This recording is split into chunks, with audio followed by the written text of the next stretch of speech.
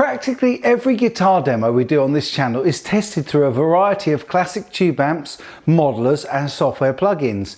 But one item remains the great leveler and one of my favourite tone modelling amp sims of all time. That is, of course, the little Line 6 Pocket Pod. Usually I record the pod direct, but today we're going to try something new.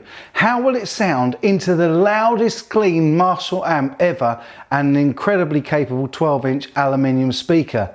Stick around to find out. I think you might be surprised.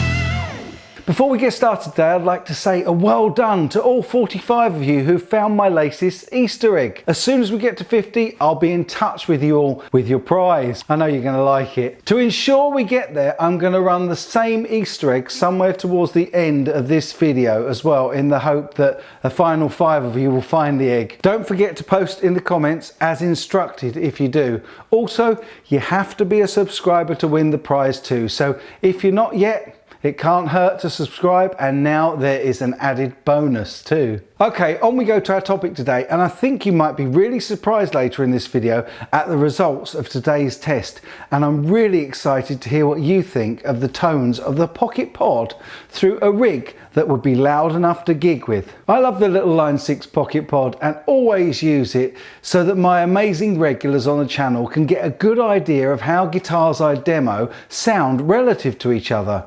I also have recently had a couple of messages asking if I knew that there's an amp out socket on the back of the pod and would I do a demo to show how well that works. Well, the answer as always is yes, of course. You guys know I'll always do my best to cover any topics you ask for, so that's what we're doing today. The choice of amp, speaker and guitar were all no-brainers. It had to be the deafeningly loud Marshall 100 watt lead into the Scott Dixon 360 watt 1x12 speaker, and the guitar had to be the Scott Guitars Telly that I've missed playing so much while my finger healed. But don't worry, I didn't crank the volume this time, and so there was no need for earplugs. I only had the volume set at between 1 and 2 on the master and not much more on the channels. It was recorded using the Lewitt MTP440, my favourite SM57 replacement, direct into my Zoom H4n as always. The Zoom was set to auto level, and all I did in post was boost the level to the right volume. There was no EQ, no effects added in post, so this is exactly what came out of the tiny but fabulous Scott Dixon speaker. I ran the amp out into the combined input channel on the Marshall rather than the effects return, as the loop on this amp is a TRS connection, which I don't have at the moment. Most of the sounds used were stock settings on the pod, so let's first go and have a listen to the, well, you guessed it, the clean tones.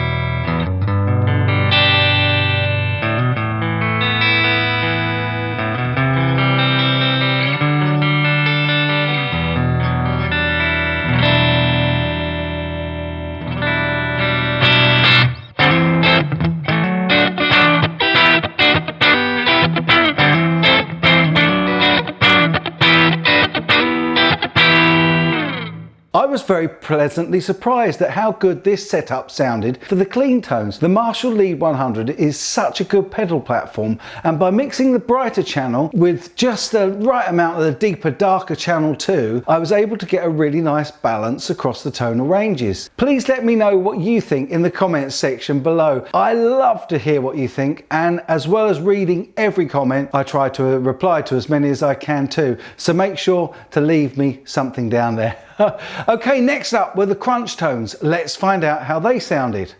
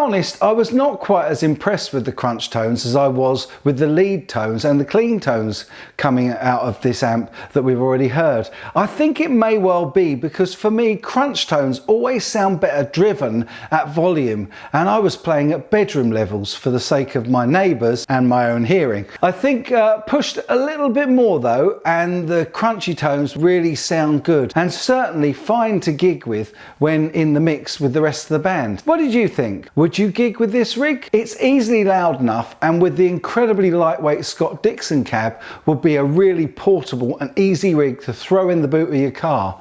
I really like the Marshall too, but any good pedal platform amp will be fine paired with this speaker. And I know there are tons of those out on the market, and some of them are much smaller and lighter than the Marshall too. Okay, finally I was really quite impressed with the lead tones. Let's go and have a listen.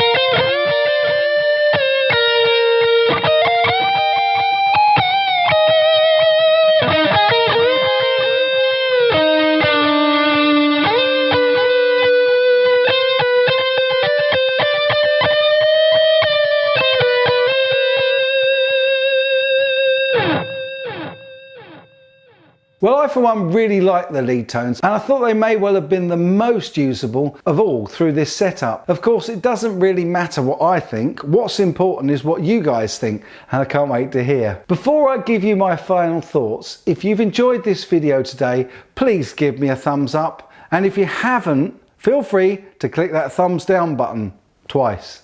Also, if you haven't already, please subscribe, and then you won't miss out on future videos, and also the chance to enter my Easter egg bonus features. By the way, did you spot the Easter egg in this video yet? Anyway, on to my final thoughts for today. This setup is definitely loud enough to gig with. The combination of the Marshall 100 and the tiny single 12-inch speaker cab from Scott Dixon were awesome and create a great pedal platform. But were the tones of the pod up to the mark for playing out live? Well, for me, they just needed a bit more cranking. Any amp and speaker combination at bedroom level is going to sound much less full range than the same crank to gigging volumes. I did put my earplugs in briefly and try the crunch tones again, and I have to say that they really sounded great at higher volumes. Sadly, the recording was badly clipped and so I couldn't use it, and I didn't have the chance to try it again as the Scott Dixon cabs have since been packed ready for return shipping. It was reassuring to know though that the tones were better, and yes is the answer. I think I would be happy to gig this little modeler based rig. I think the tones poked out at gigging volumes would sit really well in a live band mix and not sound muddy or lost. I also think that given the response to different levels of the guitar volume pot, you could almost get away with a single patch and use the guitar volume to clean up or drive the tone. Certainly the Scott Guitars Telecaster works really well for this and with this setup. I really enjoyed doing this demo, and while I can't recall who asked for it, I'm really glad you did and that we tried it. I had fun. As always, if there are things that you would like to see me do on the channel, please be sure to let me know in the comments section, and I will do my very best to cover as many requests as I can. I'll be back with those and the best content I can just as soon as I can. But in the meantime, stay safe out there, and my friends, you take good care.